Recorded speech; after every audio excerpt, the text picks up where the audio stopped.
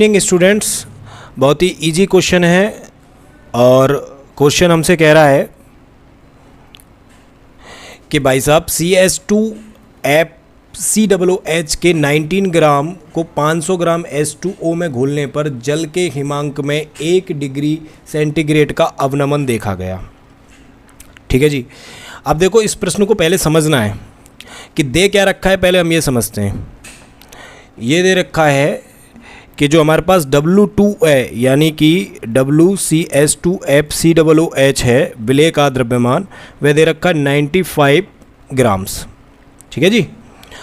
और हमको दे रखा है WH2O, इसे W1 कह देते हैं, ये दे रखा है 500 ग्राम। ठीक है। हम जानते हैं MH2O कितना होगा, 18 ग्राम पर मोल। बोलो जी।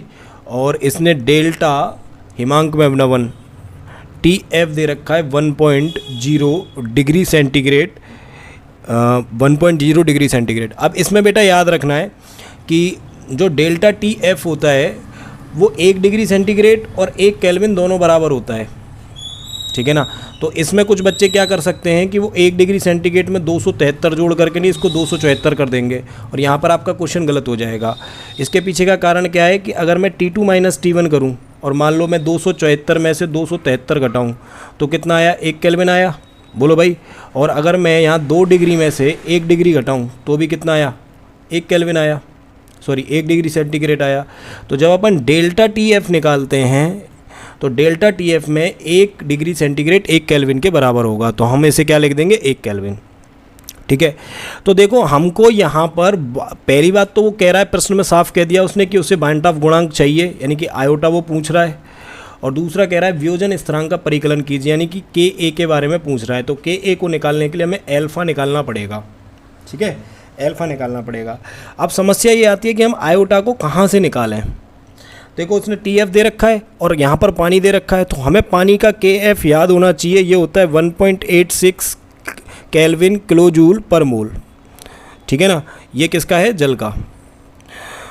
तो यहाँ देखो कि क्या मैं इस प्रॉब्लम के थ्रू मोलर मास का पता कर सकता हूँ CH2OFCOOH का। तो यहाँ मेरे पास 2 तरह के मोलर मास हैं। एक तो वो मोलर मास है जो मैंने ऑब्जर्व किया है, इसे निकाल लूँ मैं, और एक वो मोलर मास है जो मेरा कैलकुलेटेड है, जो मेरा कैलकुलेटेड है। तो वैल्यू क्या दी हुई है, CH2FCOOH। तो C का कितना होता है, 12, हाइड्रोजन का 1 और 1 2, और इसका 19, इसका 12, इसका 16, इसका 16 और इसका 1। तो ये टोटल हो गया 78 ग्राम पर मोल। ठीक है जी। तो हमें पता है कि डेल्टा TF बराबर होता है KFM। बोलो भाई, ये क्या है, मोललता। और मोललता का फॉर्मूला क्या होता है, मोललता का फॉर्मूला होता है विलेय के मोल बटा विलायक का द्रव्यमान। बोलो जी, विलायक का द्रव्यमान। तो विलेय के मोल क्या हो जाएंगे, N CH2FCOOH। बोलो जी, हाँ या ना का जवाब दो।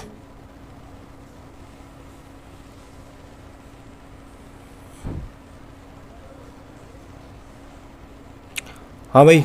और विलायक का द्रव्यमान क्या हो जाएगा, WH2O। और जब इसे ग्राम में किलोग्राम में लेंगे तो ऊपर की तरफ क्या आ जाएगा, 1000 आ जाएगा। अरे हाँ ना का जवाब दो। ठीक है। तो अब यहाँ से क्या हम इसकी मोललता को निकाल सकते हैं। मोललता का फॉर्मूला ये बन जाएगा। तो N बराबर क्या हो जाएगा, WCH2FCOOH, और ये बन जाएगा MCH2FCOOH गुणा 1000 बटा गुणा WH2O। तो अगर मुझे M चाहिए तो यहाँ से, तो क्या मैं इस फॉर्मूले में इसको नहीं रख सकता। तो देखो भाई, इसको मैं इस फॉर्मूले में रख रहा हूँ। तो डेल्टा TF बराबर हो जाएगा हमारा KF WCH2FCOOH गुणा 1000 बटा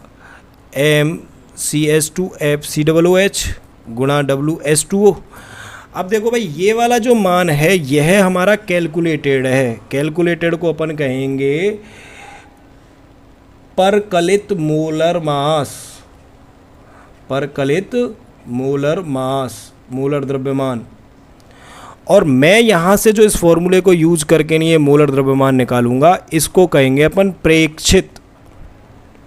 और हमें पता है कि हमारा जो आयोटा होता है वो होता है परिकलित मोलर मास, मोलर द्रव्यमान बटा प्रेक्षित मोलर द्रव्यमान।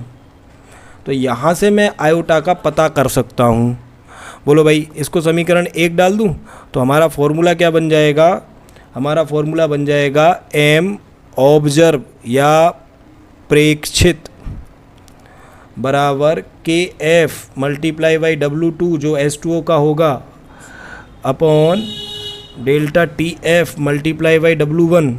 तो के एफ कितना दे रखा है? 1.86, ये दे रखा है 19.5 ग्राम, और 1000 जो हमारा इक्वेशन से बना था, डेल्टा टी एफ दे रखा है इसने 1 केल्विन, और ये जो W1 है वो हमारा है 500 ग्राम। कितना है? 500 ग्राम। W1 कितना है हमारा? 500 ग्राम। ठीक है जी। तो हमारा जो एम ऑब्जर्व आ रहा है वह आ रहा है 72.54 ग्राम पर मोल, सॉरी हाँ ग्राम पर मोल। तो हम जानते हैं बेटा जी कि आयोटा बराबर होता है वांटॉफ गुणांक, वांटॉफ गुणांक आयोटा बराबर होता है परिकलित मोलर द्रव्यमान बटा प्रेक्षित मोलर द्रव्यमान, यानी कि M2 हमारा कैलकुलेटेड और M2 हमारा ऑब्जर्व। तो ये कितना आया था? ये आया था 78 ग्राम पर मोल, और जो हमारे इक्वेशन दे रखी है उसमें इसका पता चला 72.54 ग्राम पर मोल। तो जो यहाँ आयोटा की वैल्यू आई है वो आई है 1.0753। एक तो हमारा आंसर ये हो गया। अब हमको इस आयोटा की मदद से क्या निकालना है? हमको इस आयोटा की मदद से सबसे पहले अल्फ़ा निकालना है, जिससे अपन के एफ का के का परिकलन कर पाएँ। तो दो चीज़ें पूछी थी उसने, आयोटा हमने निकाल लिया है मोलर द्रव्यमान के अंतर से। अब वियोजन स्थिरांक का हम पता करेंगे। ठीक है जी, किसका पता करेंगे? वियोजन स्थिरांक का। तो हमें पता है कि ये दे रखा है CH2F COOH। जब ये इक्विलिब्रियम बनाएगा तो ये टूटेगा कैसे? CH2F COO minus plus H+। तो जब हमारी सांद्रता t बराबर 0 समय पर ली गई तो मान लेते हैं कि इसकी जो सांद्रता थी वो थी C, कंसंट्रेशन कितना था C, और टाइम बराबर 0 पर इन दोनों का तो कोई अता पता ही नहीं था क्योंकि ये बने ही नहीं थे। लेकिन जब टाइम t इक्विलिब्रियम पर आया, ठीक है ना, तो इसमें से कुछ C अल्फ़ा डिसोसिएट हुए हैं और यहाँ पर कुछ C अल्फ़ा बन गए हैं।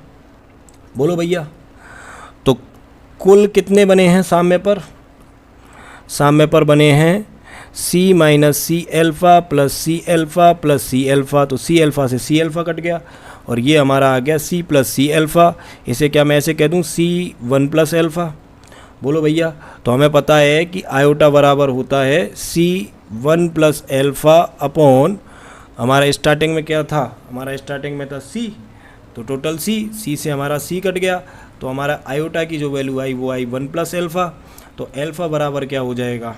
अल्फ़ा बराबर हो जाएगा आयोटा माइनस 1, आयोटा माइनस 1। तो अल्फ़ा बराबर हमें प्राप्त हुआ आयोटा माइनस 1। तो आयोटा की वैल्यू अभी हमने कितनी निकाली थी? 1.0753, 1.0753 माइनस 1। तो जो अल्फ़ा की वैल्यू हमें मिली 0.0753। बोलो भैया कि कितना डिसोसिएट हुआ यह हमें पता चल गया। बोलो भाई, तो अतः वियोजन स्थिरांक के लिए अपन क्या करेंगे? बोलो भाई, वियोजन स्थिरांक हम जानते हैं कि जो हमारा वियोजन स्थिरांक है Ka वो क्या होगा?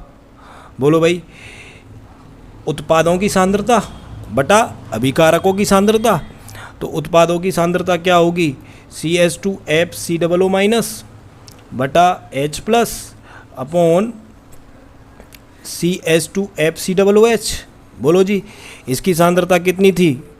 C alpha. इसकी कितनी थी? C alpha. और जब ये बना तो इसकी सांद्रता कितनी थी? बोलो भाई सी माइनस सी अल्फ़ा, तो ये कितना हो गया हमारा सी अल्फ़ा, और ये हमारा कितना हो गया सी अल्फ़ा, और ये हमारा हो गया सी वन माइनस अल्फ़ा। बोलो तो ये कितना हो गया सी स्केयर अल्फ़ा स्केयर, और ये हो गया हमारा सी वन माइनस अल्फ़ा, तो सी से सी कट गया। यहाँ पर हमको मिला के ए बराबर c alpha square one minus alpha. बोलो जी, बोलो सांद्रता निकाल लें। तो सांद्रता हम जानते हैं कि सांद्रता, इसको समीकरण नंबर 1 देते हैं, सांद्रता C बराबर होती है N बटा B। बोलो तो यहाँ N कितना दे रखा है 78, और कितने ग्राम में घोला गया 500 में, 500 ml में, तो इसको लीटर में ले लेते हैं। तो ये हमारा आ गया 0.5 m, इसकी सांद्रता आ गई।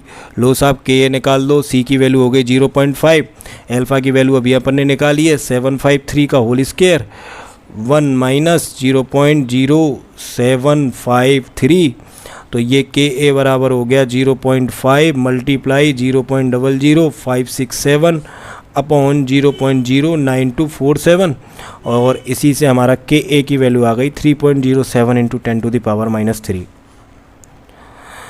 तो डिसोसिएशन कांस्टेंट निकालना था इसमें। क्वेश्चन इजी था लेकिन लेंथी था। आपको इक्विलिब्रियम पढ़ना आना चाहिए और इक्विलिब्रियम क्या होता है ये समझ में आना चाहिए। अगर पसंद आया हो, समझ में आया हो, अगर समझ में नहीं आया तो एक दो बार और देखो, ठीक है ना। क्यों, बहुत सारे बच्चे जिनको इक्विलिब्रियम नहीं पता कि इक्विलिब्रियम क्या होता है, और जब तक इक्विलिब्रियम नहीं पता होगा ये क्वेश्चन करने में बहुत ज़्यादा दिक्कत आएगी, ठीक है। तो सब्सक्राइब करो और मिलते हैं आपसे नेक्स्ट क्वेश्चन में।